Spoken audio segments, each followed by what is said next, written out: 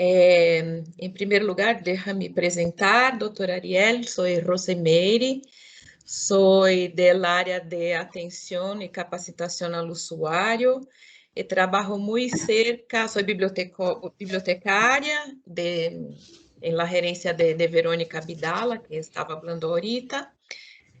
Trabalho muito cerca com a rede de referencistas, que é uma rede de bibliotecários que estão a cargo de fazer búsquedas que são mais específicas, mais elaboradas, e é muito importante que sepam que os bibliotecários possam ter em conta os tipos de estudos para elegir o melhor tipo de estudo para contestar uma pergunta de investigação. Então, neste contexto, em la rede de referencistas, tu habla, né, este contenido de tipos de estudo é essencial. Estou fazendo também esta apresentação com Sueli Suga, que está aqui, que vai apresentar-se, também a cargo de outra rede que mira por outro, tem uma outra mirada de los tipos de estudos. Sueli, por favor. Me gostaria de agradecer muitíssimo aceptar a invitação, também Ludovic por la indicação e por sua disponibilidade. Muchísimas gracias. Bien, buenas tardes. Yo soy Sueli Suga. Déjame ver aquí, ahora está. Yo soy Sueli Suga, soy bibliotecóloga también y actúo con la coordinación de la red que contribuye con las fuentes de información, con las bases de datos que están incluidas dentro de las BBS, ¿no? Yo creo que la más conocida es Lilacs, y en esta base de datos y en las otras también que tenemos, que son las que son textuales, ¿no? Tenemos varios tipos de estudio que son objeto de indización temática. Entonces, el principal motivo de esta sesión es que ya hace muchos años nosotros estamos trabajando con este tema y hay una dificultad por parte de nosotros, bibliotecólogos, para la identificación de estos tipos de estudio, tipos de publicación, y que son fundamentales, por ejemplo, cuando llega ahí en el momento de la búsqueda, ¿no? Dentro de las bases de datos y no se identifican, por ejemplo, los ensayos clínicos, las revisiones sistemáticas, metaanálisis. Entonces, por esto es que nosotros, yo estoy aquí por la parte de dentro de las bases de datos, ¿no? Donde inserimos los datos, y Rosemeire está en la parte ya del uso de las bases, ¿no? Para la recuperación de los contenidos. Entonces, si tenemos estos estudios bien identificados e indizados con los términos específicos, los descriptores específicos, es una forma que tenemos de apoyar a los investigadores y dejar también que toda esta cuestión del control del vocabulario que es utilizado esté consistente también en su aplicación, para que también no haya, por ejemplo, uso de algunos tipos de estudio que no están correctos, y por otro lado, estudios que no están correctamente identificados. Entonces, por esto es que para nosotros es tan importante tener a ti, ¿no? Doctora Ariel, en este curso, porque para nosotros es fundamental realmente que tengamos esto más claro en nuestra actividad también. Y ahí invitamos a todos de nuestra red para que podamos aquí compartir contigo, ¿no? De sus conocimientos y también sacar dudas cuando hay ahí alguna, ¿sí? Entonces, me gustaría también agradecer a Ludovic y a ti, doctor Ariel, por aceptar esta invitación, y a Rosemeire por esta intermediación ahí que hizo y que es tan importante. Ya hace tantos años que estamos buscando una persona que pudiera nos apoyar en esta capacitación. Entonces, muchísimas gracias, profesor. Bueno, no, Sí, muchas gracias a ustedes, perdón. Yo quería decir gracias por la invitación, es un honor para mí participar. sí, solamente voy a hacer una presentación muy rápida, doctor Ariel, y después se puede completar porque tiene un currículo muy largo. Doctor Ariel es clínico en Buenos Aires, trabaja en el Hospital Alemán de Buenos Aires, es experto en metodología con enfoque en la toma de decisiones basada en la evidencia y es miembro del grupo de trabajo GRADE, involucrado en el desarrollo de métodos de evaluación y implementación de evidencia. Y también es consultor de la Organización Panamericana de la Salud. Doctor Ariel, muchísimas gracias más una vez. Yo voy a parar de compartir mi pantalla para que pueda compartir su presentación y voy a solicitar para los presentes para que cierren sus cámaras para mejorar la calidad de imagen. Muchísimas gracias. Genial, yo voy a cerrar mi cámara también por las dudas. Y ahí voy a compartir.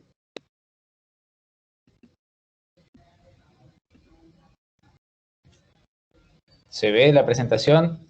Sí, se ve muy bien. Perfecto, bueno. De vuelta, agradezco la invitación. Me encanta que me hayan invitado, me encanta participar y ojalá que les pueda servir. El enfoque de esta charla es un enfoque que está pensado un poco básico, como para empezar. Después supongo que si hace falta profundizar algunos temas, podremos planificar otra reunión. Pero van a ver, digo, esto por las dudas, que por ahí algunas de las personas que están presentes hoy les resulte demasiado básico, pero la idea era que, bueno, que si hay otras personas que no tienen estos conocimientos tan básicos, los puedan aprovechar porque es como la base para todo y si esto que vamos a mostrar hoy no está claro, después avanzar con cuestiones un poco más complejas es mucho más difícil. Entonces, partimos de esto y es que, digamos, estamos reunidos hoy porque supongo que tenemos una idea similar y es la de utilizar evidencias para tomar decisiones en cuestiones relacionadas a la salud. Le han puesto el nombre de medicina basada en la evidencia. A mí no me gusta tanto el nombre, aunque comparto 100% los principios, porque yo siempre digo que medicina no hay varias, hay una sola. El cuidado de la salud es uno solo y yo no, digamos, hoy en día no se concibe un cuidado de la salud que no esté sustentado en evidencias. Así que por eso el término medicina basada en la evidencia es que a veces da la interpretación de que hay otras formas de hacer medicina o hacer cuidado de la salud que no son basadas en evidencia, a mí no me convence porque yo creo que el mensaje tiene que ser que no hay otra forma. La única forma de hacer o de cuidar la salud es utilizando evidencias de forma apropiada. Y por eso estamos reunidos hoy. Básicamente, los componentes que tiene la medicina basada en la evidencia o el uso de evidencias para tomar decisiones tienen que ver, se pueden resumir de esta manera, que es ser capaz de encontrar, identificar la mejor evidencia disponible, después hay que ser capaz de analizarla y después hay que ser capaz de aplicarla. Hoy vamos a tocar los tres aspectos un poco. Entiendo que la parte de encontrar la evidencia es lo que más se acerca a lo que hacen ustedes, pero estos tres dominios se interconectan permanentemente, por lo tanto van a ver que es muy importante tener conocimientos o tener alguna idea de los tres componentes.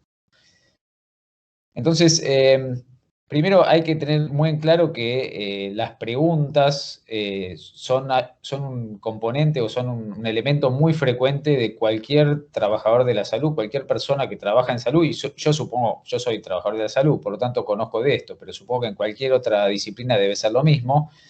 Surgen preguntas permanentemente y hay evidencia empírica de esto. Y digamos, estas preguntas son frecuentes y son importantes de ser contestadas. Y hay distintas fuentes para contestar las preguntas. Hoy en día se utilizan muchos libros electrónicos basados en evidencia, hay libros de texto, revistas científicas, uno puede ir a buscar los estudios primarios o puede usar protocolos diseñados en sus instituciones. Incluso hay información que puede venir de otros lugares, como por ejemplo la industria farmacéutica, etcétera, etcétera. No todas estas fuentes son iguales y esto es algo que ustedes lo tienen muy claro.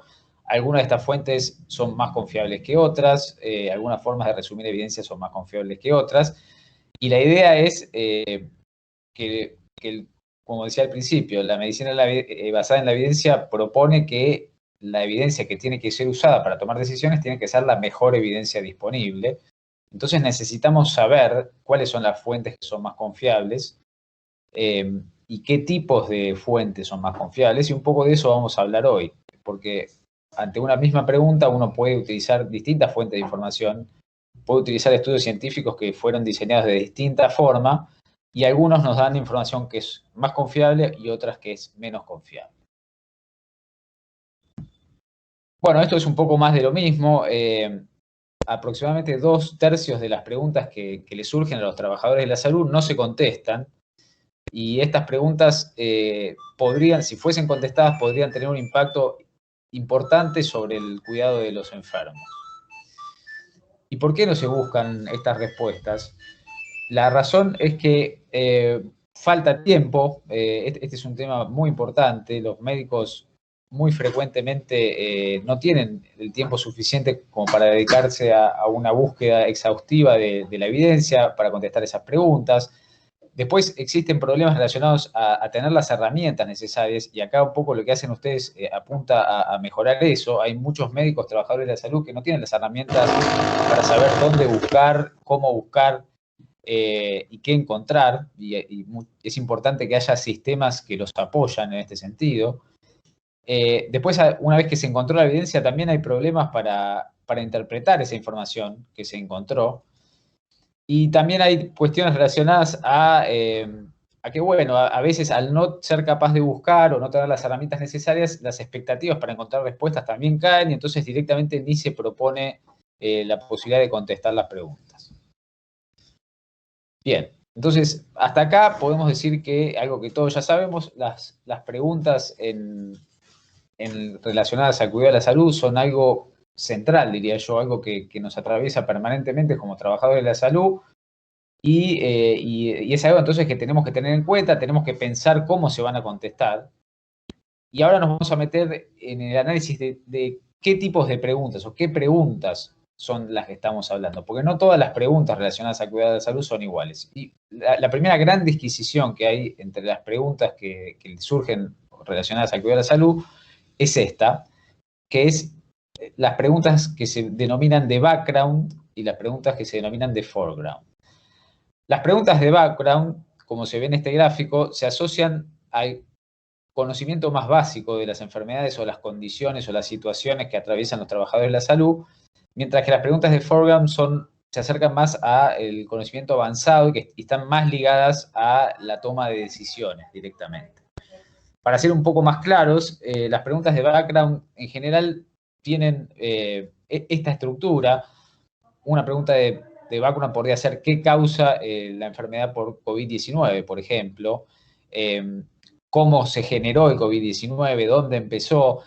Son preguntas que tienen que ver con lo que se llama conocimiento básico en español, y digamos, es lo primero que cualquier trabajador de la salud tiene que conocer para poder avanzar, digamos, meterse en preguntas avanzadas que tienen que ver con el cuidado de los pacientes. Cuando uno no conoce cuál es el background de esa enfermedad, por qué está causada, etcétera, etcétera, va a generar probablemente problemas graves. Entonces, las preguntas de background son preguntas que en general uno contesta yendo a libros de texto, son cuestiones que nos enseñan cuando nos dan la formación básica relacionada a, bueno, en medicina, en enfermería, enfermería.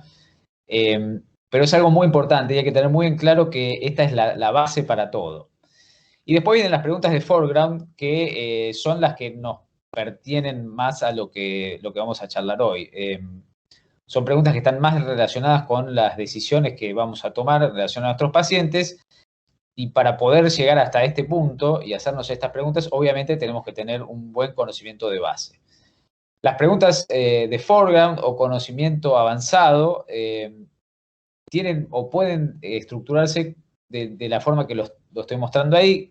Es aquellos que no han escuchado nunca la estructura PICO, propone justamente un marco para que las preguntas tengan, para que se pueda ver claramente cuáles son los componentes de la pregunta, porque esto facilita después distintas cuestiones. Una de ellas, por ejemplo, es la estructuración de una búsqueda de evidencia, y otras tienen que ver con entender mejor cuál es el problema al cual nos estamos enfrentando para después poder tomar decisiones que son atinadas en relación a nuestros pacientes. Entonces, esta estructura PICO propone que todas las preguntas deben tener un componente que es la P, que se relaciona al paciente, el problema o la población, un componente que es la I, que se relaciona a la intervención, la exposición o la maniobra, un componente que es la C, que sería el comparador, y un componente que es la O, que son los desenlaces o outcomes. Es la estructura básica, ya van a ver que no todas las preguntas pueden enmarcarse completamente dentro de esta estructura, pero una primera sugerencia que yo creo que ustedes, o la gran mayoría de ustedes ya lo deben conocer, es que ante cualquier pregunta que nos surja, cualquier pregunta de foreground, ¿no? El primer paso sería estructurarla en estos componentes. Entonces, una vez que yo acabo de decir que una primer disquisición o una primera categorización de las preguntas que nos surgen a los trabajadores de la salud es entre las preguntas de conocimiento básico o conocimiento avanzado, background y foreground. Pero después, dentro de las preguntas de foreground, hay distintos tipos de preguntas también, no son todas iguales. Entonces, uno podría categorizarlas en estas 10, aunque hay más. Estas podrían ser las más importantes. Uno podría decir que las preguntas o las categorías más importantes son hallazgos clínicos, preguntas sobre daños, sobre etiología, sobre diagnósticos diferenciales, sobre manifestaciones clínicas, sobre test diagnósticos, sobre pronóstico, sobre terapéutica, sobre prevención o sobre prevalencia.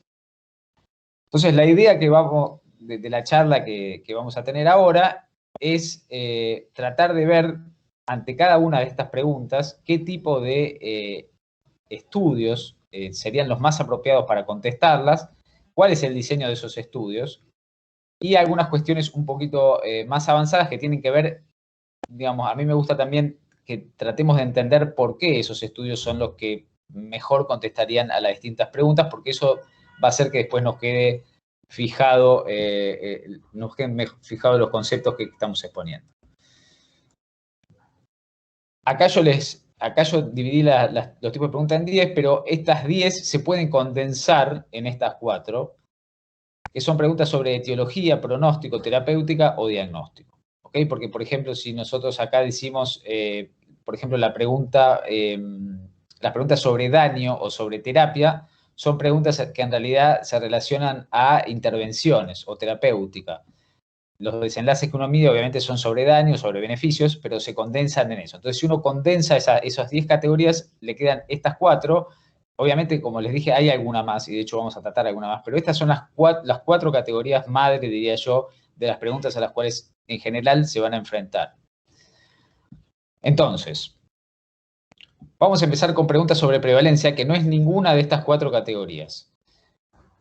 Y la idea es ir avanzando de menor a mayor. Es decir, algunas de estas preguntas requieren diseños de investigación que son menos complejos para poder para ser contestadas apropiadamente, y otras preguntas requieren diseños más complejos, más avanzados para poder ser contestados apropiadamente. Vamos a ir de menor a mayor. Primero vamos a hablar de las preguntas que requieren diseños más simples y vamos a terminar con las preguntas que requieren diseños más complejos. Entonces, las preguntas que requieren diseño más simple, o dentro de estas categorías, y sumando la que les voy a mostrar ahora, que es una pregunta sobre prevalencia, este sería justamente el diseño más simple. Entonces, una pregunta sobre prevalencia podría ser cuál es la prevalencia de una determinada condición en una determinada población y en un determinado momento. Como ejemplo, podemos decir cuál es la prevalencia de infectados por COVID-19 o de enfermos con COVID-19 en Argentina en mayo de 2021. Entonces, el objetivo en este caso es obtener o medir una variable determinada en un momento determinado. Ese es el objetivo de la investigación que va a contestar nuestra pregunta. La respuesta a nuestra pregunta va a ser un número que es justamente la prevalencia. ¿Cómo se hace un estudio? ¿Cómo se puede contestar una pregunta de este tipo? Bueno, primero, como les dije, la idea es plantear la pregunta perdón, lo de arriba está mal, en el formato que yo les propuse. Como les dije, no todas las preguntas pueden estructurarse siguiendo este formato y completando todos los componentes. Por ejemplo, esta pregunta sobre prevalencia no tiene todos los componentes de la pregunta pico, pero eso no es un problema. La población o el problema sí, la tenemos clara porque como dije recién, serían personas expuestas a SARS-CoV-2 o enfermas con COVID-19 en Argentina en mayo de 2021. Intervención no hay, acá no hay una intervención, simplemente nosotros estamos interesados en saber cuál es la proporción de personas que están enfermas. Por lo tanto, no hay una intervención y tampoco hay un comparador. Pero sí hay un desenlace que es justamente para las personas enfermas o las personas contagiadas con COVID-19. ¿Cómo se hace un estudio para contestar esta pregunta? Bueno, como les dije, esta es el primer escalón y el diseño es, entre comillas, el más sencillo. Lo que uno necesita es una población de personas, en este caso, expuestas a la infección. Si estamos hablando de Argentina en mayo de 2021, necesitamos una población de personas que estén viviendo en Argentina y que la toma muestra se realice en el tiempo que a nosotros nos interesa, en este caso, mayo de 2021. Y después, lo único que necesitamos es, de alguna forma, medir cuál es la proporción de esas personas que nosotros identificamos en ese lugar y en ese momento que tienen la condición que a nosotros nos interesa, en este caso, infección por COVID-19. Fíjense, eso es todo lo que hay que hacer. Entonces, los dos componentes importantes son que la población sea adecuada. Si nosotros estamos hablando de COVID-19 en Argentina en mayo de 2021, vamos a necesitar esa población. Si vamos a medir una población en otro país o en otro momento, vamos a estar contestando a otra pregunta, no a la pregunta que teníamos nosotros. Ese es uno de los dos componentes importantes para que el diseño del estudio conteste nuestra pregunta en forma apropiada. Y el otro es que la proporción de pacientes que tienen COVID-19 tiene que ser medida en forma apropiada, es decir, tiene que haber un método para definir quiénes están enfermos y quiénes no, que sea apropiado y que se aplique en forma apropiada a la población. Ese diseño es un diseño que se llama de corte transversal. La característica que tiene el diseño de corte transversal es que no hay un seguimiento en el tiempo, simplemente es un corte en el tiempo. En este caso, ese corte fue el mes de mayo de 2021 y durante ese tiempo se identificaron personas y a cada una de esas personas se le midió si estaba o no estaba enferma. No hubo ningún tipo de seguimiento de esas personas, simplemente en un corte, en un momento en el tiempo, se midió si estaban enfermas o no. ¿Okay? Este tipo de diseño sirve para estudios de prevalencia, pero también sirve para otros tipos de diseños o de preguntas. Por ejemplo, es el diseño que se usa más frecuentemente para preguntas que tienen respuestas cualitativas y no cuantitativas. Cuando uno quiere saber una pregunta cualitativa, digamos, no apunta a obtener una proporción o un número, sino que apunta a obtener, por ejemplo, ciertas características. Uno quiere saber, no sé, cuáles son las condiciones sanitarias de la población que vive en una región determinada, entonces va y hace una encuesta y le pregunta a la gente sobre cuáles son las condiciones sanitarias en las que vive y obtiene una serie de datos que son cualitativos. Bueno, la forma de hacer o el tipo de diseño de ese tipo de estudios es un corte transversal, porque uno va, no hay ningún tipo de seguimiento, realiza la encuesta, le pregunta cosas a la gente en ese punto de tiempo, toma los datos y los analiza. ¿Ah? Entonces, siempre que hay un registro de información que se hace en un corte determinado de tiempo sin ningún tipo de seguimiento, el diseño se llama corte transversal. Es muy utilizado y es muy válido para preguntas como las que acabo de mencionar, para identificar la prevalencia de una condición, para cuestiones cualitativas. Es el diseño ideal porque es fácil de hacer, entre comillas, ¿no? Obviamente todos los estudios llevan tiempo y esfuerzo, pero entre comillas es fácil de hacer en comparación con los diseños que les voy a mostrar más adelante. Y entre comillas también es fácil de analizar. ¿Tá? Bien, entonces, corte transversal. Vamos a una segundo tipo de pregunta, y acá sí ya entramos dentro de las 4 que les había marcado antes, y son preguntas sobre pronóstico. Entonces, las preguntas sobre pronóstico apuntan a saber cuál es la probabilidad de que un paciente con una condición o patología o expuesto a cierta a cierta situación, desarrolle un desenlace de interés. Puede ser cualquier cosa, por ejemplo, puede ser muerte o un evento cardiovascular, complicaciones o alguna otra cosa. Entonces, el objetivo acá también es medir una variable determinada, pero se agrega un componente que en el caso anterior de la prevalencia no estaba, que ya lo vamos a ver en la próxima diapositiva. Pero como les dije antes, lo primero, lo ideal, es plantear la pregunta en el formato pico. Y acá de vuelta, la población, la pregunta es sobre pronóstico, la población la tenemos clara. En este caso, el ejemplo que ponemos es el de pacientes con leucemia mieloide agudo que tienen un recuento de glóbulos blancos normales al momento del diagnóstico. Acá no hay una intervención precisa, pero sí hay una exposición al tiempo, que uno puede definirlo como una intervención. Es decir, uno tiene definida la población y esta es la diferencia contundente en relación a la pregunta anterior, donde no había un seguimiento en el tiempo, sino que el análisis se hacía en un corte de tiempo específico. Aquí sí lo hay, porque para poder determinar el pronóstico, cómo le va a ir a las personas, uno necesita sí o sí que el componente tiempo esté involucrado en el diseño. Entonces, no es una intervención estrictamente, pero es el lugar donde la podemos incluir dentro de la estructura pico. Y por último, tenemos el desenlace, que en este caso nosotros decidimos que queríamos ver la sobrevida, podríamos ver o medir otras cosas, pero el concepto que tiene que quedar claro es este. Tenemos una población como teníamos antes, pero ahora queremos seguirla en el tiempo y queremos ver qué le pasa en el tiempo a esas personas o a esos pacientes, y medir un cierto desenlace. En el desenlace que estamos midiendo, la diferencia, digamos, el desenlace no es la diferencia en relación al diseño anterior, porque en el diseño anterior que medimos prevalencia también podemos haber medido otros desenlaces. La única diferencia que hay es el hecho de que está la variable tiempo en el medio. Bien, entonces el diseño de estos estudios tiene un nombre distinto, no es un estudio de corte transversal, porque acá de vuelta, digamos, no hay un corte en el tiempo específico, sino que hay un seguimiento. ¿Cómo se llaman estos estudios? Estos estudios se llaman estudios de cohorte, ¿no? Y los estudios de cohorte pueden ser prospectivos o retrospectivos. El concepto de prospectivo o retrospectivo tiene que ver con cómo se realizó el estudio. O sea, uno puede, digamos, el gráfico que ven arriba aplica tanto a los estudios prospectivos como retrospectivos. Es exactamente lo mismo. Uno tiene que identificar una población, después tiene que haber un periodo de seguimiento y después tiene que haber un momento en el cual se miden los desenlaces.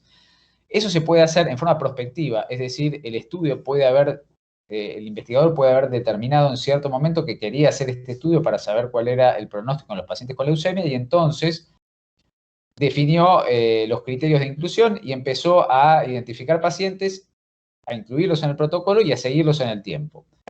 Pasaron los años y después de 5 o 10 años, o el tiempo que haya considerado necesario el investigador, midió los desenlaces que quería medir. Ese es un diseño prospectivo. Pero también el mismo estudio se puede hacer en forma retrospectiva. Por ejemplo, el investigador podría decir, ok, yo trabajo en un lugar donde hay muchos pacientes con leucemia y estos pacientes se vienen siguiendo ya hace mucho. Y yo los tengo registrados porque tengo una historia informatizada o los tengo en papel. Entonces yo puedo ir a mirar de acá para atrás y buscar en los registros pacientes que se hayan diagnosticado con leucemia en los últimos 5 años. Identificar esos pacientes que se diagnosticaron, por ejemplo, hace 5 años, hace 4, hace 3. Después, mirar la historia clínica de esos pacientes y ver cómo le fue en el tiempo. O sea, el proceso es el mismo, solo que uno lo está mirando para atrás, a través de registros. Y después ver, a partir de un tiempo determinado, que puede ser, digamos, si el paciente fue diagnosticado hace 5 años, yo puedo mirar cómo está el paciente hoy. Y si el paciente está vivo hoy, no tuvo el desenlace y tiene un seguimiento de 5 años. O sea que el estudio es exactamente el mismo, solo que en un caso se hizo desde el momento en el cual se quiso empezar el estudio para adelante y en el otro caso se fue a buscar información que ya estaba registrada. ¿Hay diferencias importantes entre los estudios de cohorte que son prospectivos y retrospectivos?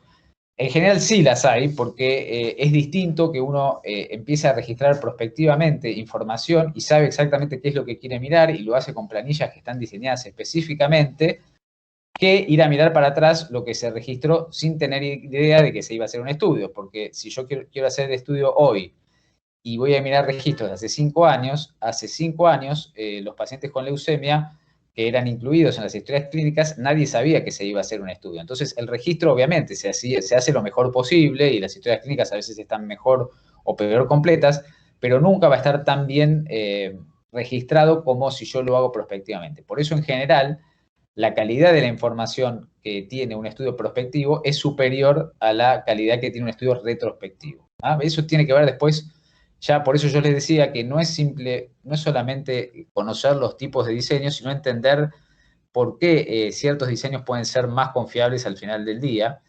Y bueno, la idea es esa un poco. Si yo tengo un estudio de cohorte prospectivo, bien diseñado, posiblemente sea preferible en relación a un estudio bien diseñado retrospectivo. Bien, seguimos avanzando. Yo les dije que la idea era ir avanzando de menor a mayor en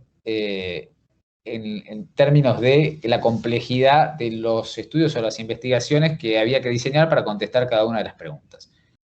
Entonces, teníamos un primer escalón que eran los estudios de corte transversal que contestaban preguntas como, por ejemplo, de prevalencia o de cuestiones cualitativas.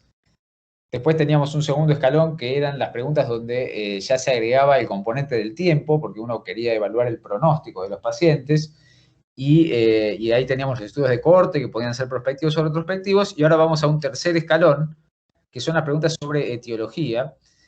Y acá lo que uno, digamos, la pregunta apunta ya a la relación entre una condición, patología que padece el paciente y no sé, puede ser un desenlace o una manifestación clínica, etcétera, etcétera. Es decir, acá ya lo que estamos tratando de ver es una relación entre variables. Hay una variable que puede ser, no sé, una condición que el paciente padece, un antecedente o una manifestación clínica, y nosotros en estos estudios la pregunta va a ser si esa condición o ese antecedente o esa manifestación clínica o de laboratorio que tiene el paciente se relaciona de alguna forma con un desenlace, como por ejemplo la muerte. Un ejemplo podría ser en pacientes, para poner un ejemplo contemporáneo con el COVID, si uno quiere saber si los pacientes que son hombres tienen más riesgo de evolucionar mal que los pacientes que son mujeres cuando se hospitalizan por COVID.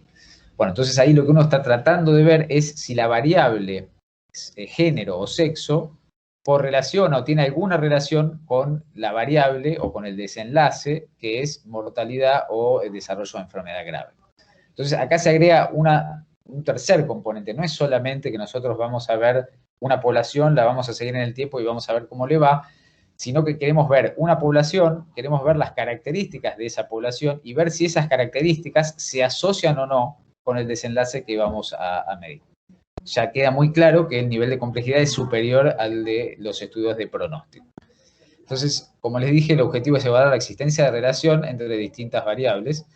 Y acá, si queremos estructurar la pregunta con el formato pico, tenemos nuestra población también. En este caso, vamos a decir que vamos a tomar un ejemplo donde tomamos pacientes con riesgo promedio de eventos cardiovasculares. Queremos tomar un factor que podría relacionarse con algún desenlace. En este caso decidimos que el factor que queremos mirar es la hiperhomocisteinemia. Uno podría mirar un factor o podría mirar múltiples factores. Para hacerlo más sencillo vamos a mirar uno solo en este caso. Acá hay un comparador porque la idea va a ser comparar para poder determinar si hay una relación entre la hiperhomocisteinemia y el desenlace que nos interesa ver. Nosotros necesitamos comparar personas o pacientes que tengan hiperhomocisteinemia con aquellas que no tengan hiperhomocisteinemia y ver si hay una diferencia entre estas dos poblaciones en relación al desenlace que vamos a medir, que en este caso son eventos vasculares. Entonces acá ya sí se completan todos los componentes del formato pico. Entonces, como les acabo de decir, si nosotros queremos determinar que hay una relación entre cierta característica o condición de la población que estamos evaluando y un desenlace, necesitamos diferenciar a aquellas personas que tienen esa condición de aquellas que no tienen esa condición. En este caso, hiperhomocisteinemia, por el ejemplo que estamos viendo. Entonces, tenemos pacientes con hiperhomocisteinemia y pacientes sin hiperhomocisteinemia. Es decir, al comienzo del estudio, uno determina cuál es la población que va a introducir, que pueden ser, no sé, pacientes hospitalizados en un determinado tiempo o pacientes ambulatorios con una cierta edad o con antecedentes cardiovasculares o sin. Okay, uno determina cuál es la población y lo primero que va a hacer, si nuestra duda es la hiperhomocisteinemia, es ir a medirle si tienen o no hiperhomocisteinemia. Entonces, una vez que uno tiene la población y midió si tiene o no hiperhomocisteinemia, puede dividir esa población en dos, aquellos que tienen y aquellos que no tienen hiperhomocisteinemia. Después, vamos a llamar a aquellos que no tienen hiperhomocisteinemia como controles, ¿no? El término que se usa es control. Tenemos aquellos que tienen la manifestación o el componente, en este caso hiperhomocisteinemia, y aquellos que no la tienen. Los que no la tienen los llamamos controles. Y acá también tiene que introducirse el componente tiempo, porque nosotros necesitamos un tiempo para que se desarrolle el desenlace que queremos ver, sí o sí. Uno podría hacer un corte transversal y medir en cierto momento, sin componente tiempo, si ciertas personas que tienen o no tienen una condición, tienen o no tienen otra condición y ver la relación. Se puede hacer eso y para ciertas variables es factible de hacerlo y está muy bien, pero la mayoría de las veces es necesario que exista el componente tiempo, como pasa con los estudios de pronóstico. Entonces, tenemos nuestros pacientes, tenemos aquellos que tienen la manifestación o la variable positiva y aquellos que la tienen negativa y son determinados como controles. Tenemos nuestro tiempo de seguimiento y después hay que medir el desenlace que estamos midiendo. En este caso eran eventos vasculares. Este es el diseño de un estudio que intenta contestar una pregunta sobre etiología, que tiene como objetivo ver si existe asociación o no de una variable con un desenlace. El nombre que tienen estos estudios es el mismo que el nombre de los estudios que evaluaban pronóstico. Son estudios de cohorte.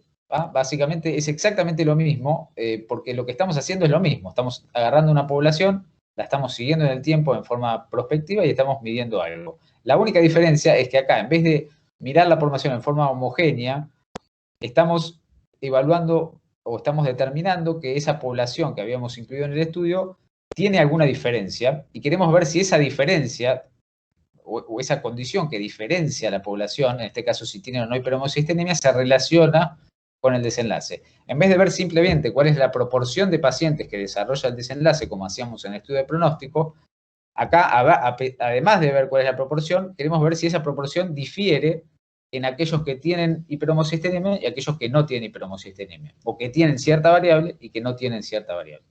¿Y eso para qué nos sirve? Para saber si esa variable es lo que se denomina un factor predictivo o factor pronóstico, y eso después se puede utilizar en la práctica clínica para tomar decisiones. Uno puede, por ejemplo, volviendo al COVID, que es lo que nos atañe hoy en día, si uno sabe que hay ciertas variables que hacen o que se relacionan con peor pronóstico, uno puede usar esas variables para definir qué pacientes se van a hospitalizar y qué pacientes no, porque sabe que esos que tienen las variables positivas tienen mayor riesgo de desarrollar una enfermedad grave o de morirse.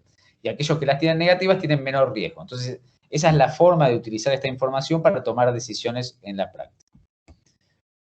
Los estudios de este tipo, como les dije antes, que es exactamente lo mismo, se pueden hacer en forma prospectiva o retrospectiva. Uno puede, de vuelta, el investigador puede decir, yo quiero saber si la hiperhomocisteinemia es un factor predictivo para determinar que los pacientes tienen mayor riesgo de eventos cardiovasculares. Entonces empieza en ese momento a juntar pacientes con riesgo cardiovascular y los empieza a seguir en el tiempo. En el momento que los incluye en el estudio, les mide la homocisteína y los separa con o sin hiperhomocisteinemia y los sigue en el tiempo. Y después de un tiempo se fija quiénes tienen eventos vasculares y quiénes no, y compara el grupo de pacientes con hiperhomocisteinemia y el grupo de pacientes sin hiperhomocisteinemia, y se fija si hay una diferencia entre los grupos, y eso permite, más después ya con un análisis que incluye la estadística, etcétera, etcétera, definir si la hiperhomocisteinemia es o no es un factor predictivo de eventos vasculares. Eso se puede hacer, como les acabo de decir, en forma prospectiva. Pero también, de vuelta, el investigador podría ir a mirar en los registros, en las historias clínicas, ir a ver pacientes que tenían riesgo cardiovascular definido hace 5 años, porque figura en la historia clínica, que además tenían medida la homocisteína, Y entonces seguirlos en el tiempo, pero no en el tiempo real hacia adelante, sino seguirlos en el tiempo viendo las historias clínicas, los registros, y ver cómo les fue en el tiempo. Y después comparar cómo le fue a los que tenían hiperhomocisteínemia y los que no tenían hiperhomocisteínemia. Es exactamente lo mismo, pero hecho en forma retrospectiva. Y la conclusión es exactamente la misma que los estudios de pronóstico. Hacer un estudio de este tipo en forma prospectiva, en general, provee información más confiable, más certera, porque la información fue registrada adrede, digamos, sabiendo cuál era el objetivo, a diferencia del estudio retrospectivo, donde la información fue registrada simplemente como parte de una historia clínica. Acá se agrega una vuelta de tuerca más, porque este tipo de preguntas, este tipo de diseño, perdón, este es un diseño que puede contestar este tipo de preguntas, pero hay otro tipo de diseño que es parecido, pero es el inverso y a veces lleva a la confusión. Y es este que les voy a mostrar. O sea, yo les dije que en este caso lo que hace el investigador es partir de la población donde se mide la variable que puede determinar que las personas van o no van a tener el desenlace y seguirlas en el tiempo y ver qué les pasa en el tiempo. Pero también se puede hacer al revés esto. El investigador podría partir de ver qué pacientes tuvieron o no un evento cardiovascular. En este caso, todo lo que voy a decir ahora ya no es prospectivo, es netamente retrospectivo. Ahora lo voy a explicar mejor, pero lo digo de antemano para que no se mareen. Entonces, acá un investigador va a trabajar en forma retrospectiva, es decir, que va a trabajar con registros, no va a hacer nada prospectivo.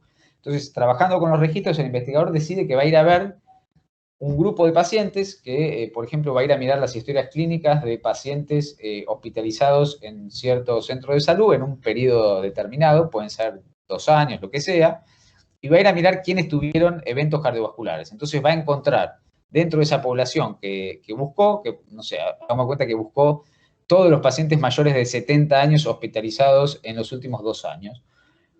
Y encontró que hay una proporción de esos pacientes que tuvieron eventos cardiovasculares, que son los que están en rojo, y otra proporción de pacientes que no tuvieron eventos cardiovasculares. Entonces los tiene bien identificados. Entonces el investigador, una vez que tiene identificados esos dos grupos de pacientes que tuvieron y que no tuvieron eventos cardiovasculares, puede ir a mirar para atrás esa es la historia clínica de esos pacientes, puede retroceder en el tiempo, es decir, hagamos de cuenta que un paciente tuvo un evento cardiovascular en el año 2005. Entonces, el investigador puede ir a mirar qué pasó con ese paciente en el año 2004, 2003, 2002, 2001.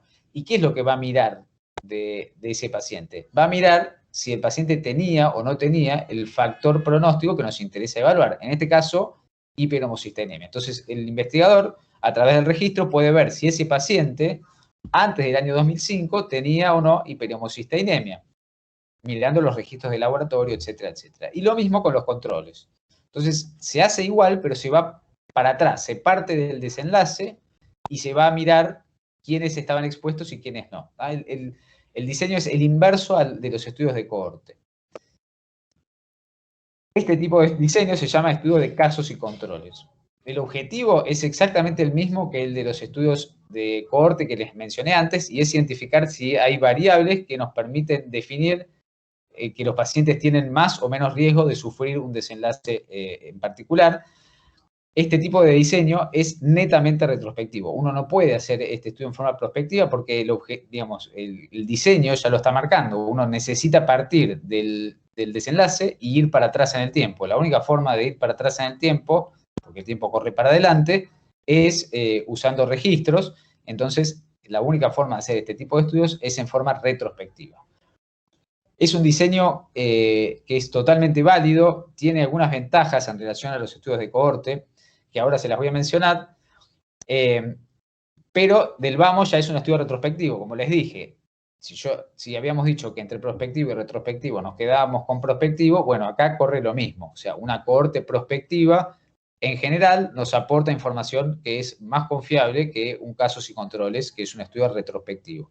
Por la misma razón que les mencioné antes, al ser un estudio retrospectivo, todo el registro de información que se hizo en el tiempo para atrás, digamos, sin saber que se iba a hacer un estudio, tiene más riesgo de ser incompleto, de no estar bien realizado, etcétera, etcétera, de que se haya perdido información en relación a un estudio prospectivo. Entonces, ese es uno de los problemas. ¿Cuál es la ventaja del estudio de casos y controles? Se las voy a mostrar comparando, vamos a volver para atrás.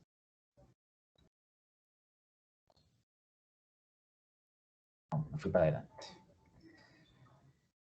Entonces, volvamos acá. Entonces, tenemos nuestro estudio de cohorte, en este caso, acá de vuelta, este es más sencillo de pensar, es el estudio de cohorte, acá se parte de la población de pacientes, se sigue en el tiempo y se va a ver los desenlaces. Ahora, imaginemos que nosotros queremos ver si la homocisteína es una variable que predice el desarrollo de leucemia. ¿Okay? Los eventos cardiovasculares son eventos muy frecuentes y posiblemente si nosotros hiciésemos un estudio con este diseño para evaluar eventos cardiovasculares a partir de la homocisteína, no tendríamos ningún problema porque seguiríamos una proporción de pacientes en el tiempo y obtendríamos bastantes eventos porque es algo frecuente. Ahora, si queremos medir leucemia en vez de eventos cardiovasculares, estamos en un problema porque la leucemia es muchísimo menos frecuente que los eventos cardiovasculares.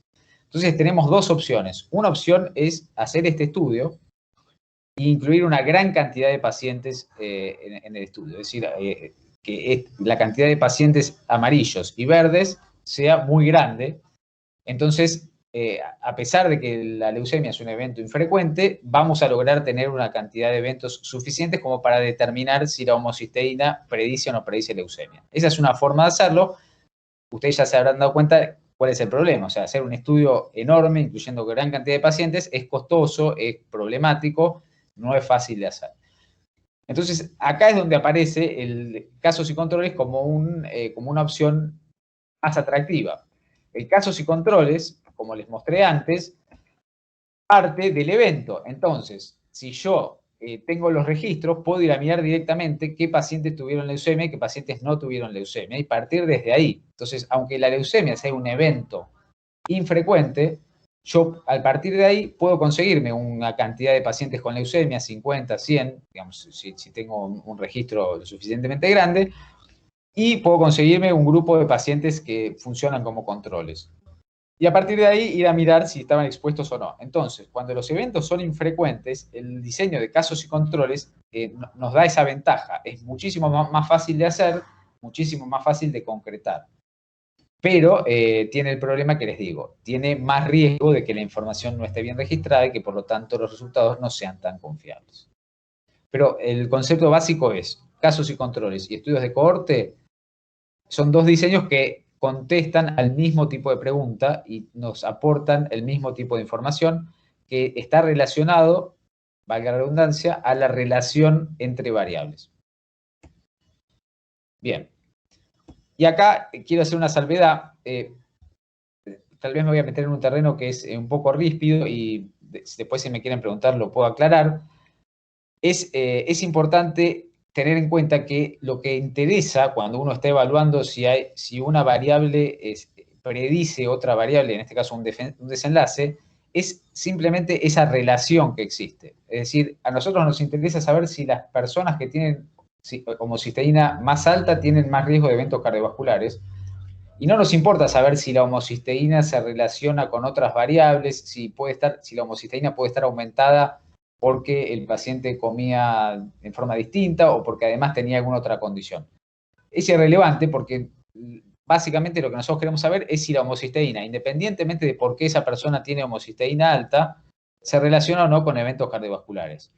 Y esto es muy importante para hacer la disquisición que viene ahora, porque la pregunta que viene ahora es preguntas sobre terapéutica o intervención. Y las preguntas sobre terapéutica e intervención son muy parecidas a las preguntas sobre etiología, como les mencioné recién, porque también vamos a buscar una relación entre variables. Es decir, acá hay una variable que es la intervención, por ejemplo, darle un tratamiento a una persona o no dárselo, y un desenlace que es la muerte.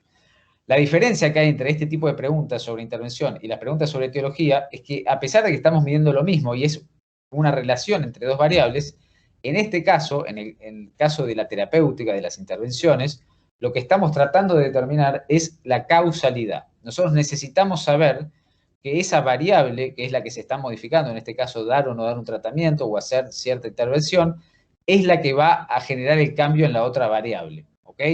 En cambio, en el caso anterior, en el caso de la etiología de la homocisteína, no nos interesa la causalidad, no nos interesa si es la homocisteína la que da los eventos vasculares o los pacientes con eventos vasculares tienen homocisteína elevada por otras razones. Simplemente nos interesa saber que existe esa relación porque después nos permite usar la homocisteína como un marcador. Entonces, la exigencia que hay para determinar causalidad, que es lo que nos interesa ahora para las intervenciones de tratamiento, es más alta que la exigencia que hay para identificar relación entre variables, que es lo que nos interesaba en los estudios de etiología. Por eso, los estudios sobre terapéutica que necesitamos para definir si una terapéutica es mejor que otra, son distintos, tienen otro diseño, que es lo que vamos a ver ahora, son más complejos de realizar, porque básicamente la información que nosotros estamos necesitando o estamos exigiendo es más exigente. Acá necesitamos determinar causalidad. Esto no es sencillo y después podemos explicarlo mejor, pero es importante que quede esa diferencia entre simplemente buscar relación entre dos variables y buscar relación entre dos variables que además es causal. Entonces, en este caso, es eso lo que necesitamos. Necesitamos evaluar la existencia de una relación causal entre distintas variables. En este caso, la indicación de intervención terapéutica a evaluar modifica la probabilidad de desarrollar un desenlace, que puede ser la muerte, complicaciones, calidad de vida, etc. De vuelta, si la queremos formular en formato pico, tenemos, es una pregunta sobre tratamiento o sobre intervención. En este caso, proponemos este ejemplo de pacientes ancianos con hipertensión arterial, donde la intervención es usar inhibidores de la enzima convertidora comparado con beta bloqueantes y midimos como desenlace la disminución de la presión arterial, ¿va? Como ejemplo. Entonces, tenemos los componentes de nuestra pregunta pico. Entonces, el diseño, como les dije antes, va a ser parecido al diseño de los estudios que intentaban identificar relación entre las variables, por ejemplo, relación etiológica. Pero hay una vuelta de tuerca acá. Acá tenemos nuestros pacientes, pero necesitamos que esos pacientes sean expuestos a la variable que a nosotros nos interesa, que en este caso es un tratamiento, y que la probabilidad de que esos pacientes sean expuestos o no expuestos a la variable tiene que ser igual. De alguna forma tenemos que lograr que del total de nuestros pacientes incluidos en el estudio haya una división equitativa de la probabilidad de que ellos reciban o no reciban la intervención. ¿Por qué? Porque los dos grupos de pacientes tienen que ser muy parecidos. Si los dos grupos de pacientes, los que reciben y los que no reciben la intervención, no son parecidos, cuando termine el estudio y veamos si hay o no hay diferencias entre ellos en relación al desenlace que yo estoy midiendo, si esos grupos no eran parecidos, yo no voy a saber si la diferencia entre estos grupos que estoy observando se debe al tratamiento que les di o se debe a que los grupos no eran parecidos. Por ejemplo, porque unos tenían la presión más alta o porque eran más ancianos o lo que sea. Entonces, el primer objetivo que hay que lograr cuando se diseñan este tipo de estudios que intentan demostrar causalidad es que los pacientes expuestos y no expuestos a la variable, en este caso que es una intervención, tienen que ser iguales o lo más parecido posibles. Y para lograr eso, se usa lo que se llama la aleatorización o randomización. ¿Tá? Entonces, se genera un proceso en el cual se dividen los pacientes por azar. Hay un grupo de pacientes que recibe la intervención y otro grupo que no recibe la intervención. Y el azar hace que las variables que potencialmente podrían influir sobre el desenlace que vamos a medir más adelante queden equilibradas entre estos dos grupos. Y después se mide el desenlace. El hecho de que esas variables, como les digo, que pueden determinar que el paciente tenga o no tenga el desenlace, como por ejemplo la más común en cualquier enfermedad es la edad.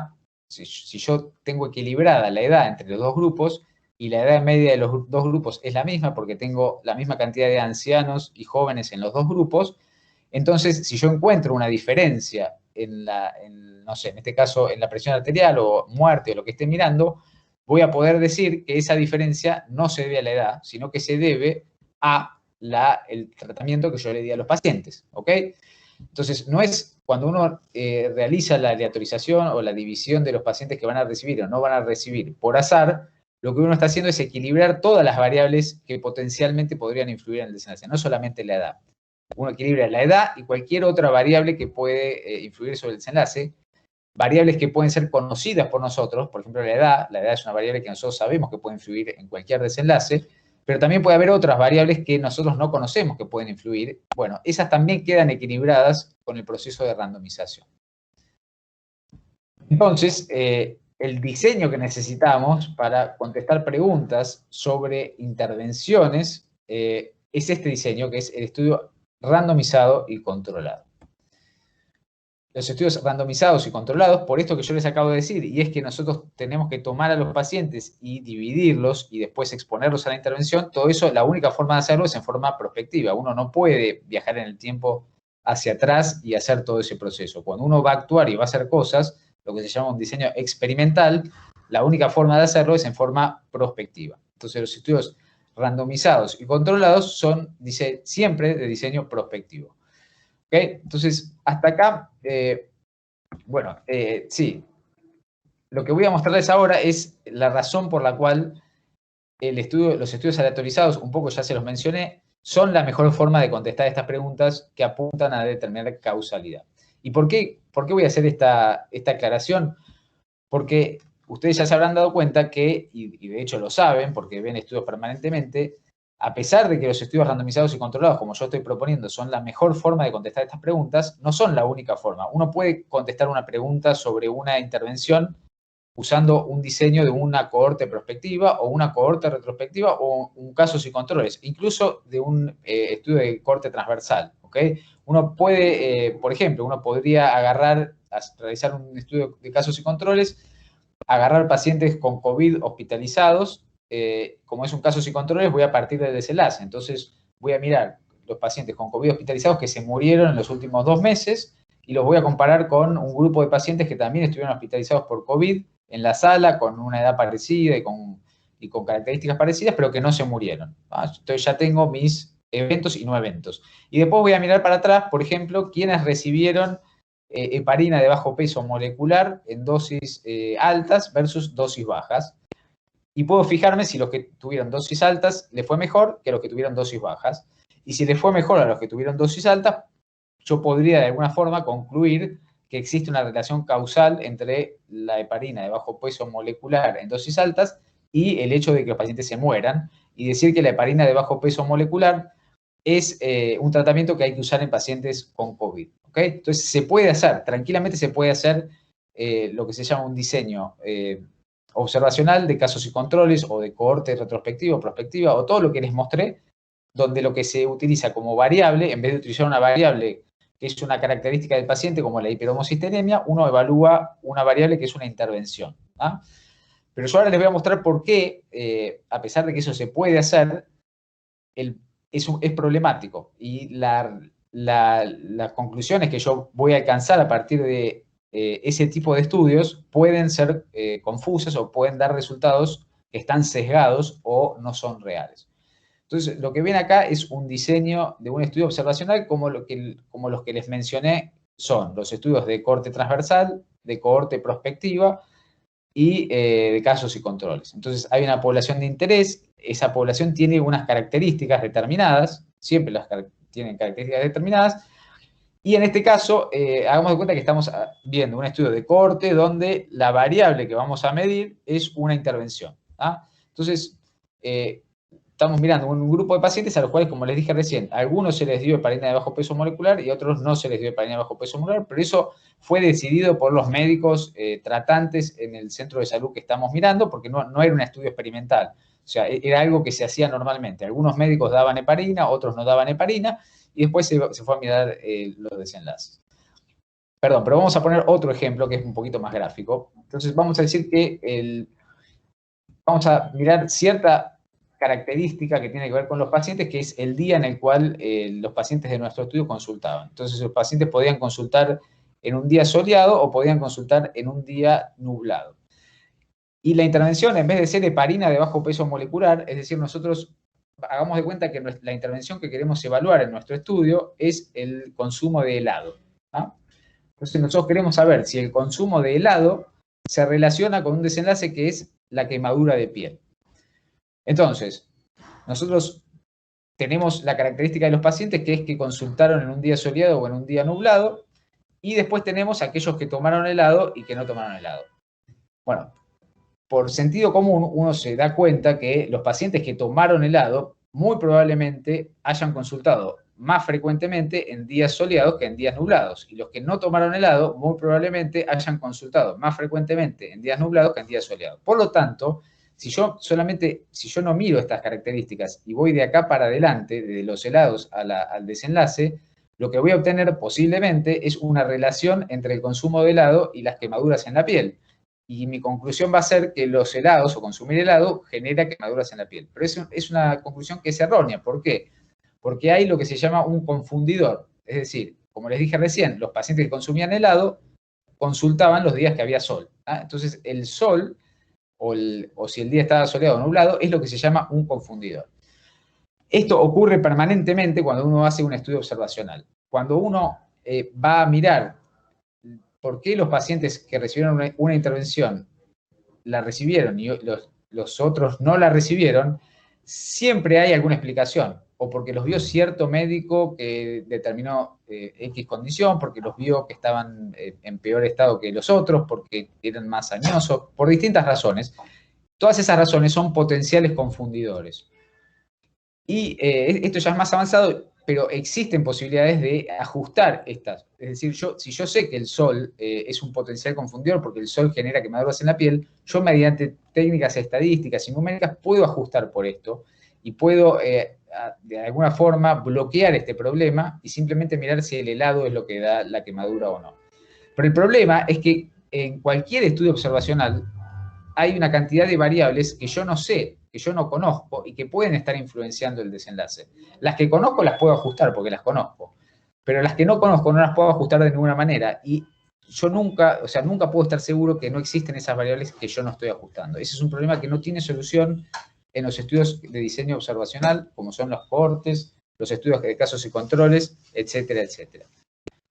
Y esa es la razón por la cual la conclusión de un estudio observacional, sea retrospectivo, prospectivo o del diseño que quieran, siempre está expuesta a sesgos que uno no puede, uno no puede cuantificar. A veces los cuantifica mejor, a veces peor, pero siempre existe la posibilidad de sesgo. En cambio, los estudios aleatorizados, como les dije recién, este problema que yo les acabo de describir queda completamente anulado simplemente por el hecho de que los pacientes son, o los pacientes que reciben la intervención y los que no la reciben, se definen por azar. Entonces, ya cualquier variable que podía haber influido sobre el desenlace, como era en este caso el día, o si el día estaba lindo o feo, quedan equilibradas entre los dos grupos, en el grupo de intervención y el grupo control. Y esa es la solución al problema. Por lo tanto, el mejor diseño para contestar preguntas que intentan determinar causalidad o relación causal es el estudio experimental de randomizado y controlado. Bien. Hasta acá tenemos, entonces tenemos el diseño de casos el diseño de corte transversal. Después tenemos los diseños de cohortes. En primer caso, cohortes simples para definir si el pronóstico de los pacientes o las poblaciones. Después tenemos estudios de cohortes que, además de definir el pronóstico de los pacientes, nos permitían medir si había relación entre ciertas variables y ese desenlace. Y después tenemos el diseño de casos y controles, que es una alternativa al estudio de cohortes. Y por último, vimos que para determinar causalidad, que es lo que intentamos determinar cuando tenemos preguntas que tienen que ver con intervenciones, necesitamos sí o sí diseños prospectivos, experimentales, que dividan a los pacientes que van a recibir o no van a recibir la intervención en forma aleatoria. Hasta acá llegamos. Bueno, vamos a agregar un diseño más en relación a preguntas que tienen que ver con diagnóstico. Frecuentemente se define a las preguntas como de diagnóstico. Es una definición que en realidad no es de lo más feliz, porque en realidad de lo que estamos hablando es de una intervención igual que la intervención que yo les mencioné antes. En el caso anterior, o a lo que uno está acostumbrado cuando habla de intervenciones, es a tratamientos farmacológicos o de algún otro tipo, quirúrgicos, pero la realidad es que las intervenciones diagnósticas también son intervenciones que tienen como objetivo último, el mismo objetivo último, perdón.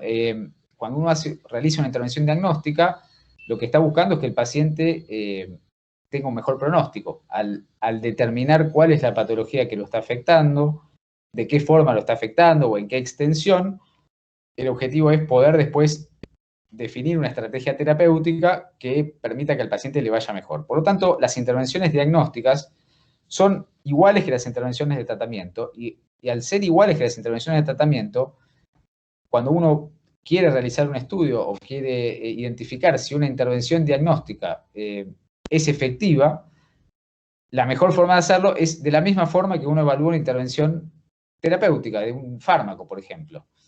Y esa forma es determinando una relación causal entre la intervención, en este caso una prueba diagnóstica, y el desenlace de importancia, que puede ser muerte, complicaciones o calidad de vida.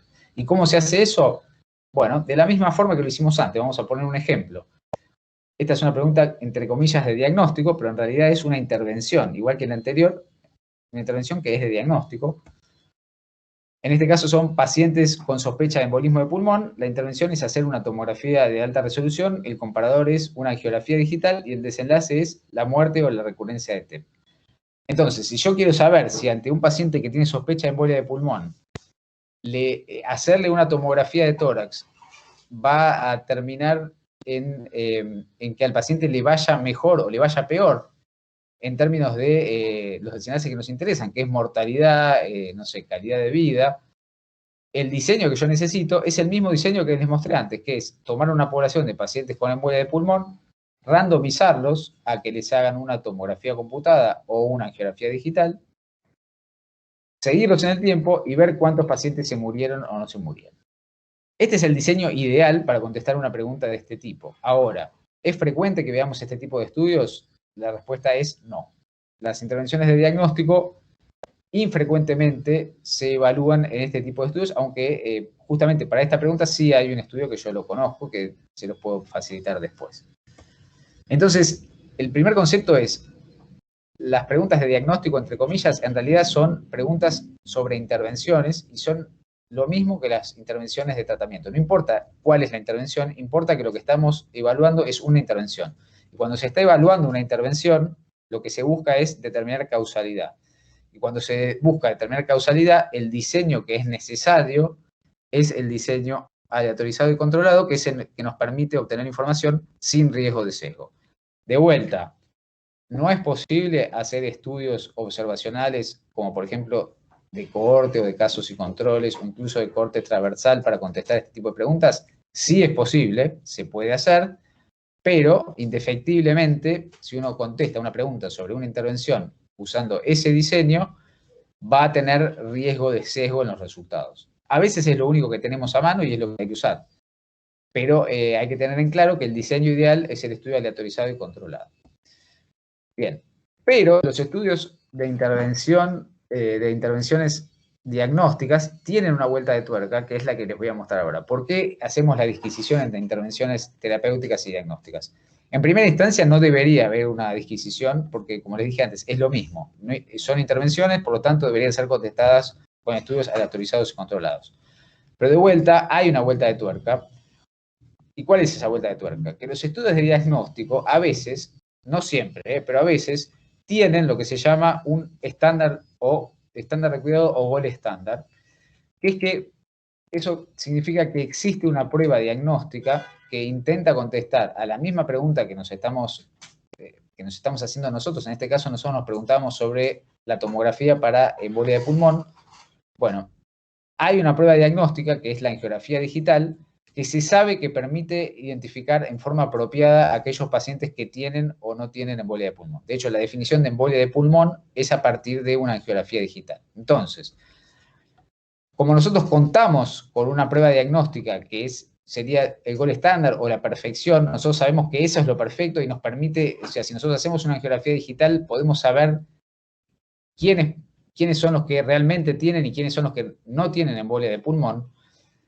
En vez de hacer un estudio aleatorizado y controlado y tomarnos todo el trabajo de juntar la población, randomizarla, seguirla en el tiempo, que es muy costoso y laborioso, uno simplemente puede comparar el test diagnóstico de interés, en este caso la tomografía computada, comparar el resultado de la tomografía computada con el del gold estándar y ver si los resultados son parecidos o no. Si los resultados son exactamente iguales de la tomografía con el del gold estándar, entonces yo puedo asumir que la tomografía es igual que el gol estándar y no necesito hacer ningún estudio aleatorizado ni controlado porque yo ya sé que el gol estándar es una buena forma de diagnosticar la enfermedad y a la gente le va mejor si yo diagnostico la enfermedad de forma apropiada. Entonces, siempre que hay un gol estándar, que no es lo que ocurre en todos los escenarios, hay escenarios donde hay gol estándar válido y hay escenarios donde no hay gol estándar válido. Cuando no hay gol estándar válido, esto que yo les estoy mostrando no se puede hacer.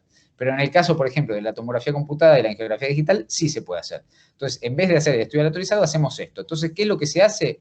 Se agarra un grupo de pacientes, se les hace la tomografía computada y se les hace la angiografía digital. Al mismo paciente se le hacen los dos estudios y se comparan los resultados de la angiografía y la tomografía. Y al final del día, uno puede ir a mirar cuántas veces el test nuevo que yo estoy evaluando obtuvo resultados que eran concordantes con el del gol estándar, que es la verdad, entre comillas, y cuántas veces obtuvo resultados discordantes con el gol estándar, que es la verdad. Entonces, si la gran mayoría de las veces los resultados fueron concordantes, yo puedo asumir que ese test diagnóstico es lo suficientemente bueno como para ser utilizado, y si muy frecuentemente el test diagnóstico da resultados que son discordantes con el gol estándar, voy a decir que es probable que ese test no tenga que ser utilizado. Lo bueno que tiene este diseño es que es muchísimo más fácil de implementar y de hacer que un estudio aleatorizado y controlado. Y es por eso que frecuentemente cuando evaluamos intervenciones de diagnóstico, nos vamos a encontrar con estos estudios en vez de con estudios aleatorizados. Como les dije, es importante tener en claro esto, es importante tener en claro que este tipo de diseño suplanta, digamos, lo ideal, que sería hacer un estudio aleatorizado, pero tener en claro eso, que lo ideal es hacer un estudio aleatorizado y controlado, porque es la única forma de saber a ciencia cierta cuál es el impacto de implementar una estrategia diagnóstica en comparación con otra. Este tipo de estudios se llama estudios de precisión diagnóstica y tiene el diseño que yo les acabo de mencionar. Es un estudio donde se incluye una población, a esa población se le aplica el test diagnóstico que a mí me interesa evaluar, se le aplica el gol estándar que tiene que existir, si no, no se puede hacer, y se comparan los resultados entre ambos para obtener una suerte de índice de cuántas veces o cuán preciso es el test diagnóstico nuevo. Los resultados de este tipo de estudios se expresan en sensibilidad, especificidad, coeficientes de correlación, etcétera, que lo habrán escuchado muchísimas veces. Estos estudios tienen que ser sí o sí prospectivos porque yo necesito incluir la población, hacerle un test diagnóstico, hacerle el otro test diagnóstico en un tiempo determinado y para que el estudio no tenga sesgos, los resultados de un test diagnóstico no tienen que estar disponibles para aquel que le hace el otro test diagnóstico para evitar que haya, contaminación de los resultados de uno con el otro. Es decir, sí o sí el diseño de estos estudios tiene que ser prospectivo. Entonces, les dije que ya llegando al final podemos decir que los grupos de preguntas se pueden ordenar de esta manera. Preguntas sobre etiología y pronóstico. Dijimos que estaban las preguntas sobre prevalencia también y sobre cuestiones cualitativas que se contestan con los diseños que son más sencillos, que son los estudios de corte transversal, que no necesitan seguimiento en el tiempo, simplemente es medir algo en cierto momento, que puede ser una encuesta o puede ser algo numérico, y eso nos da la idea de cuál es o cuánto está ocurriendo algo, que puede ser la prevalencia de una enfermedad o alguna otra cuestión. Después, de ahí para arriba, vamos a las preguntas sobre pronóstico, que necesitan ya, se suma la complejidad del seguimiento en el tiempo, y entonces acá, además de tener la población y evaluar qué le pasa a esa población, necesitamos que esa población sea expuesta al factor tiempo, y vimos que eso se podía hacer mediante diseños prospectivos, donde el investigador incluía una cierta población y la seguía para adelante en el tiempo, y después veía cómo le iba, o se podía hacer en forma retrospectiva, y yendo a ver registros, por ejemplo, de historias clínicas, y evaluando qué pasó en el pasado y hasta cierto punto en el tiempo. Dijimos que siempre no, pero en teoría la mayoría de las veces cuando los estudios son prospectivos, aportan información que es más certera porque el registro de la información se hace en forma más minuciosa y más dirigida al estudio que se está evaluando. Cuando fue retrospectivo, al no saber la persona que registró o que completó la historia clínica que se estaba haciendo un estudio, es posible que haya cosas que no haya registrado o que las haya registrado en forma inapropiada. Después vimos que se agregaba un escalón de complejidad y era que, además de seguir los pacientes en el tiempo, uno podía tratar de ver si esa población que yo quería ver en el tiempo, quería ver si tenía un desenlace, si había algún factor que hiciese que dentro de esa población haya algunos que tengan el desenlace y otros que no lo tengan. Y para ello había que tratar de determinar si existía una relación entre cierta variable que tenía esa población, en este caso pusimos el ejemplo de la homocisteína, y esa variable que queríamos medir con el desenlace que estamos evaluando. Entonces, el nivel de complejidad aumentaba un escalón, el diseño era muy parecido, necesitábamos una población, necesitábamos seguir en el tiempo y necesitábamos ver el desenlace si ocurría o no ocurría, pero además medíamos dentro de la población quiénes tenían y quiénes no tenían esa variable que a nosotros nos interesaba, en este caso la homocisteína, y después evaluar en forma diferencial si los que tenían y no tenían la variable, después tenían o no tenían el desenlace. Eso se podía hacer también en forma prospectiva, o se podía hacer en forma retrospectiva de la misma forma que dije recién, incluyendo una población, viendo si tenían o no homocisteína y siguiéndolas en el tiempo para adelante, o en forma retrospectiva, yendo a ver en los registros quiénes tenían y quiénes no tenían homocisteína, y para adelante quiénes tuvieron los eventos cardiovasculares. Y ahí se agregaba un diseño más, que es el diseño de casos y controles, que tiene una ventaja, y es que cuando los eventos son raros, son pocos, nos permitía, a través de partir de los desenlaces, en vez de partir de la población, poder juntar una cantidad de eventos importantes sin necesidad de juntar una población muy grande. Recuerden que los casos y controles siempre son retrospectivos y tienen el problema lógico de un estudio retrospectivo. Después nos movimos un escalón más y dijimos que cuando nosotros queremos evaluar la relación entre una variable y un desenlace, pero queremos además saber si esa relación es causal, que es lo que nos interesa cuando la variable que estamos evaluando es una intervención, entonces los estudios de cohorte o de casos y controles observacionales en general nos pueden contestar esa pregunta, pero tienen el problema de que la información que nos entregan puede estar sesgada y nosotros no podemos saber si la información o si el resultado es o no es confiable. Entonces necesitamos otro tipo de diseño que solucione el problema del potencial sesgo por desbalance en factores pronósticos, y ese diseño es el estudio aleatorizado y controlado experimental, prospectivo, que lo que hace es dividir los pacientes en intervención o control en forma aleatoria. De esa manera equilibra todos los potenciales o todas las potenciales variables que podrían funcionar como confundidoras. Entonces, para preguntas sobre terapéutica, el diseño que necesitamos para obtener información no sesgada o con poco sesgo es el diseño experimental prospectivo. ¿Eso quiere decir que no se pueden hacer estudios observacionales, por ejemplo, cohortes o casos y controles que contesten preguntas sobre intervenciones? No, se pueden hacer, pero como dije antes, tienen riesgo de sesgo y lo ideal es que sean estudios experimentales. ¿Hay escenarios donde uno tiene una pregunta sobre una terapéutica y no encuentra ningún estudio aleatorizado y tiene que usar estudios observacionales? Totalmente. Hay muchas situaciones donde no hay estudios randomizados y uno usa estudios observacionales. Para poner un ejemplo, lo que pasó con la pandemia, con el COVID-19, cuando empezó la pandemia hace un año y pico, no había estudios aleatorizados, hoy tenemos cerca de 300, pero al principio no lo sabía y ustedes probablemente recuerden que los primeros estudios observacionales mostraban, por ejemplo, que la hidroxicloroquina disminuía la mortalidad. Eso estaba sustentado en los resultados de estudios observacionales que habían evaluado cómo le había ido a ciertos pacientes que habían recibido hidroxicloroquina en comparación con otros que no habían recibido hidroxicloroquina. Y bueno, y lo que se veía era que aparentemente los pacientes que recibían hidroxicloroquina tenían una mortalidad inferior. A medida que fue pasando el tiempo, se hicieron los estudios aleatorizados correspondientes y se vio que eso no era real, sino que había sido, digamos, producto del sesgo que posiblemente haya estado introducido porque los pacientes que habían recibido hidroxicloroquina en los estudios observacionales posiblemente tenían un pronóstico mejor que los que no la recibieron por distintas razones. Ese es un ejemplo de una situación donde no había estudios aleatorizados, hubo que usar estudios observacionales y después cuando aparecieron los randomizados se usaron los randomizados. Y después, para terminar, tenemos que las intervenciones pueden ser fármacos, pueden ser intervenciones quirúrgicas, pueden ser otro tipo de intervenciones y pueden ser estudios de diagnóstico. Yo a veces, o uno a veces se pregunta si tiene que realizar cierto estudio de diagnóstico o otro estudio de diagnóstico o no realizar ningún estudio de diagnóstico.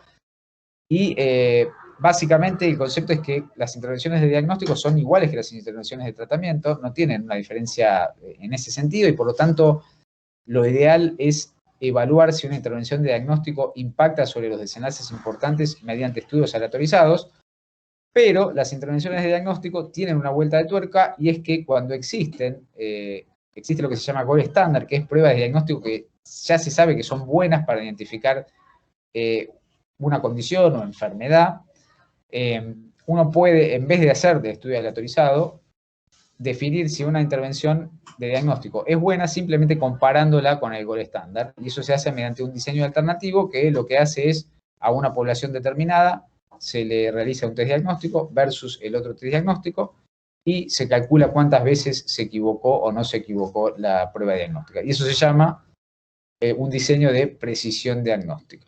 ¿No? Y es lo que frecuentemente van a encontrar cuando busquen estudios que contestan preguntas sobre intervenciones de diagnóstico. Entonces, básicamente, el concepto es este. Para contestar preguntas de etiología o pronóstico, los estudios observacionales, que son los estudios de cohorte o los de casos y controles, se llaman observacionales porque no hay una intervención del investigador. Simplemente, en los estudios de cohorte, como yo les mostré, es ir a ver cómo le va a la gente. Eso se puede hacer prospectivamente, es decir, agarrar una población y ver para adelante cómo le va, pero no hay ninguna intervención. Simplemente lo que hay es, la intervención es mirarlos. También se puede hacer retrospectivamente, se pueden comparar las variables que uno quiera, pero siempre en forma observacional. Por el contrario, para las preguntas que son sobre intervenciones, que pueden ser de diagnóstico terapéutica, como acabo de hacer la diferencia, lo que necesitamos son estudios randomizados y controlados. Y lo último que les quiero mostrar es esto, porque probablemente estén familiarizados con la pirámide, para que no genere confusiones. Esta es la pirámide clásica de la evidencia. Lo primero que tienen que tener muy en claro es que esta pirámide clásica aplica a preguntas sobre intervenciones, es decir, las que están abajo, intervenciones de diagnóstico o tratamiento. Esta pirámide no es para preguntas sobre pronóstico o sobre etiología, porque como les dije antes, si uno tiene una pregunta sobre pronóstico, quiere saber cuál es el pronóstico, no sé, de la leucemia linfocítica crónica, uno necesita un estudio de cohorte, no hace falta un estudio aleatorizado, de hecho no se puede hacer un estudio aleatorizado para evaluar el pronóstico de una enfermedad. Entonces, esta pirámide es una pirámide que aplica a preguntas sobre intervenciones. Eso es lo primero que tienen que tener en claro. Y lo segundo es que esta pirámide clásica no es del todo apropiada. Esta es la pirámide apropiada. Lo primero que ocurre en esta pirámide es lo que ven acá arriba, que es que las revisiones sistemáticas vuelan de la pirámide, y esta es la razón por la cual yo hoy no hablé de revisiones sistemáticas.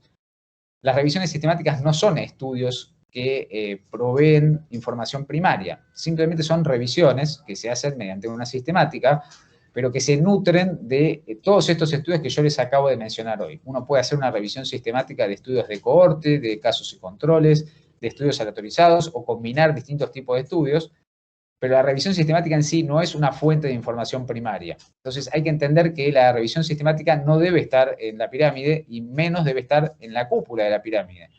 Porque uno puede tener una revisión sistemática que está hecha o está compuesta exclusivamente por estudios de corte, por ejemplo, de cohorte o de casos y controles, y la información que va a aportar esa revisión sistemática es inferior a la que va a aportar un estudio aleatorizado, ¿ah? Simplemente porque la revisión sistemática es un resumen de estudios de cohorte, como dijimos, tienen riesgo de sesgo en relación a los estudios aleatorizados. Por lo tanto, se puede hablar de revisiones sistemáticas, podemos hacerlo en otro momento, pero el concepto es que las revisiones sistemáticas no son un tipo de estudio, sino que son una lupa a través de la cual uno mira todo el resto de los estudios. Y lo segundo que se modifica en relación a la pirámide clásica es que las líneas dejan de ser rectas. ¿Ah? Y esto es porque los estudios, digamos, el hecho de que los estudios tengan un diseño u otro, no determina que la calidad de información que esos estudios entregan va a ser una calidad determinada, ¿tá? Es variable. Uno puede tener un estudio aleatorizado que está excelentemente diseñado y por lo tanto nos termina dando una calidad de información que está acá arriba, al límite, o uno puede tener un estudio aleatorizado que tiene problemas metodológicos severos y que nos termina dando una calidad de información que está acá abajo. Y lo mismo con los estudios de cohorte y de casos y controles y de cualquier diseño. Cada uno de estos tipos de diseño puede tener problemas metodológicos que hacen que termine dando información que no es confiable o menos confiable, o puede estar excelentemente ejecutado y darnos información más confiable. Entonces, un estudio de cohorte que está perfectamente ejecutado puede terminar acá arriba. Como ven, no alcanza el nivel de un estudio aleatorizado bien ejecutado. Esta diferencia hay que dejarla marcada y es lo que yo les dije recién. Si hablamos de intervenciones, lo mejor son los estudios aleatorizados, pero puede pasar que los estudios aleatorizados a veces tengan problemas tan grandes que nos den información menos confiable que la de estudios de cohorte bien ejecutados. Esta es la nueva pirámide de evidencia que se acerca más a lo que pasa en la realidad y que involucra no solamente el diseño de los estudios, sino la calidad metodológica de los estudios y vuela o saca las revisiones sistemáticas de la cúspide de la pirámide. Bueno, muchas gracias y ahora, si les parece, dejamos un espacio para preguntas.